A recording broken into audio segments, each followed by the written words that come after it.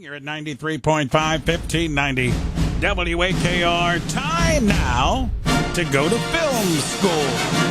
Film study professor Joe Fortunato joins us Fridays at this time. Always appreciate him making time for us. And, of course, February is Black History Month, and there may not be a more important person when we talk about the world of black cinema than Sidney Poitier. And I know that's where Joe wants to go down that road today, looking at the legacy of just one terrific actor in Sidney Poitier. And Joe, with that being said, my friend, why don't you take it from there?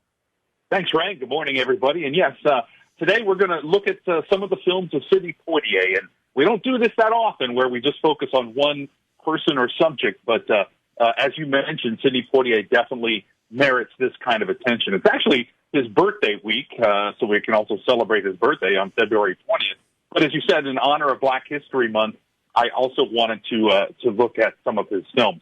For those who don't know, my full-time job is a professor at Arizona State University, where we renamed our film school after Poitier in 2001, a move that sort of signified the university's commitment to inclusivity and diversity.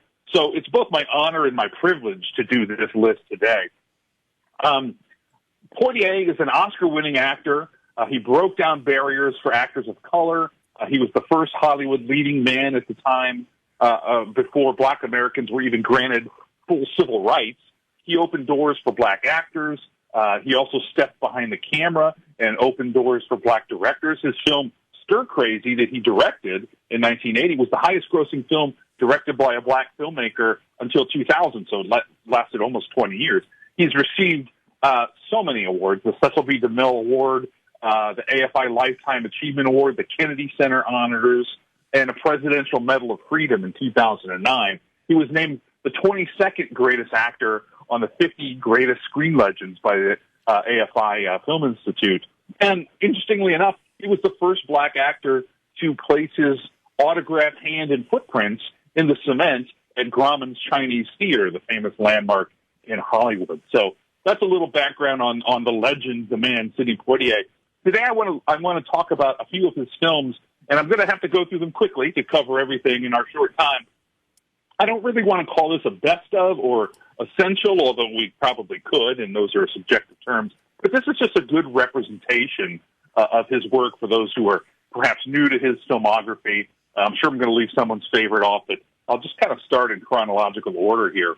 And I want to start with Blackboard Jungle in 1955. And this is the film that kind of put him on the map. He plays a rebellious teen in this 1955 drama, which also starred Glenn Ford in an interracial inner-city film school with antisocial students. It was kind of considered an unblinking portrayal of urban youth in the 1950s. Now, you know, how accurate that might have been is questionable, but it did shock a lot of older people who saw it. It was also a smash hit at the box office.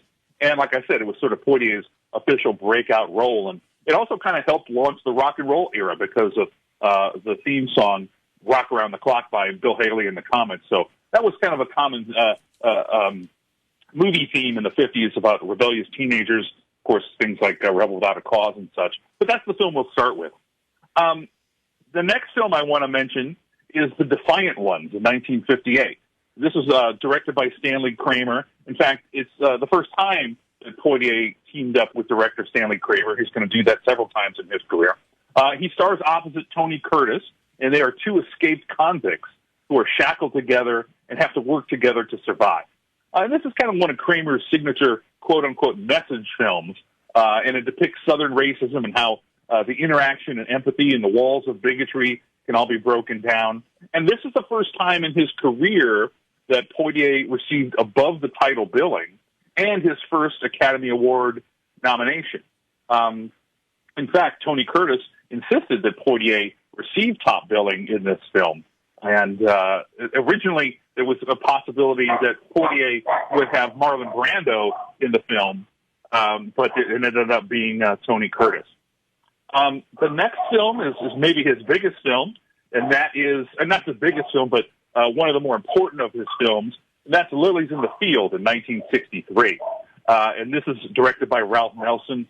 And this is where he plays it's a small town drama where he plays a wandering handyman who helps with a group of nuns that build a church. And this is the first time that a black actor, he made history. This is the first time an African-American won the Academy Award for a leading role.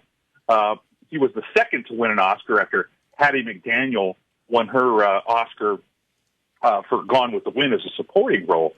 But this is a pretty important film in Academy Award history because of that Oscar win.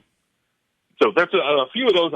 I'll pause if you have any questions, but I've got a few more to go through. Yeah, go right ahead. I'm enjoying this. Go ahead. Okay. Well, we move forward a little bit in time to 1967, and I want to focus on that year because this is Poitier's biggest box office year. He was, in 1967, he was, as a black American or a black African-American actor, the biggest box office draw in America. And his films grossed over $100 million combined. He had both critical and commercial success that year. And it's really a year rivaled by few others in history. And one of the first of the films in 1967 is To Sir with Love. And that's written and directed by James Clavell. And Poitier plays an immigrant from British Guyana who goes to teach an inner-city school in London. And it's kind of a role reversal from his earlier Blackboard Jungle role, where now he's the teacher, hoping to relate to these tough urban youths. The song title from the film, To Sir with Love, was by Lulu, and that became a hit. And it was featured prominently in the film, and it topped the Billboard's charts in America for about 5 weeks and became a best-selling single in 1967. And the film did so well in the States that Columbia Pictures did a market research to find out why so many people had gone to it. And their answer was they went to see Sidney Poitier. So he really was the box office draw there. Another interesting fact about that picture, he had a flat fee of only $30,000, but 10% of the box office gross.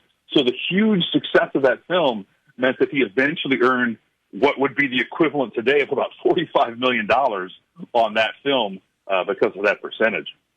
The next film in 1967 is arguably his best film, perhaps his most important film, and that is In the Heat of the Night.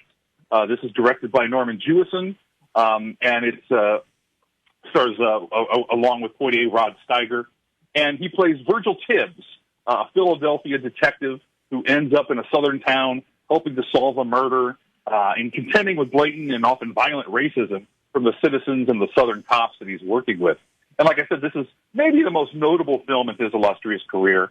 In 2007, the AFI ranked this as the 75th greatest movie of all time.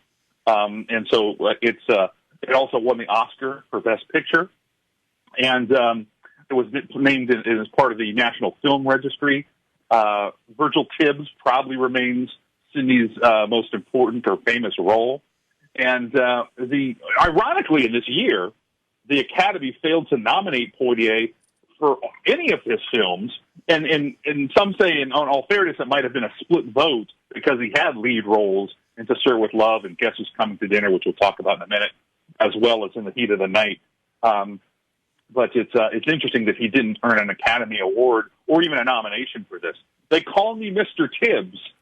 His famous line from the movie was voted the number 16th movie quote by the AFI. And the most significant part of this movie is what we might call the slap heard around the world, where Virgil Tibbs, who, like I said, is a black detective from Philadelphia, slaps a white man in the face. And that was shocking to Americans of all races and colors.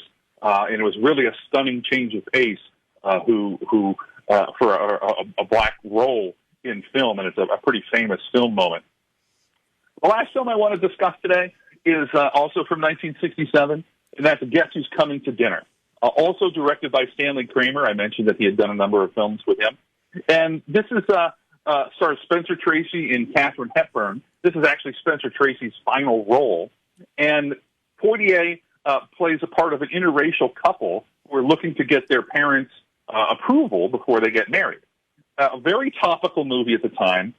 At the time, interracial marriage was still illegal in 17 states. Wow. And actually, there's a line in the film where the father says, "Hey, this is going to be illegal in half the states," and actually that was outdated because that law was struck down at the time of this movie. So it really holds a special place in cinema history for being the last screen appearance of Tracy, and of course Tracy and Hepburn together, because he died shortly after the film was wrapped. And Oscars were won for Katharine Hepburn and William Rose's screenplay. It's a great film, and it's a great career. And there's so many other films I want to talk about, but you'll have to go explore those on your own. And it's just been my honor to talk about some of the great films of the great Sidney Poitier's career. Yeah, Joe, as you're going through that, I'm going, oh, great flick. Oh, great flick, great flick. My all-time favorite, I'm glad you were able to touch on it with him, is In the Heat of the Night. I know you spent some time on that. I just love him in that role. And certainly he is not only one of the best actors ever, but he certainly was a trailblazer in the world of cinema. Great stuff this morning, Joe. So we close out Black History Month with a look at Sidney Poitier. Joe, great stuff this morning. We'll reconnect next Friday. All right, Ray, thanks a lot. See you next week. There you go. Film School. Film study professor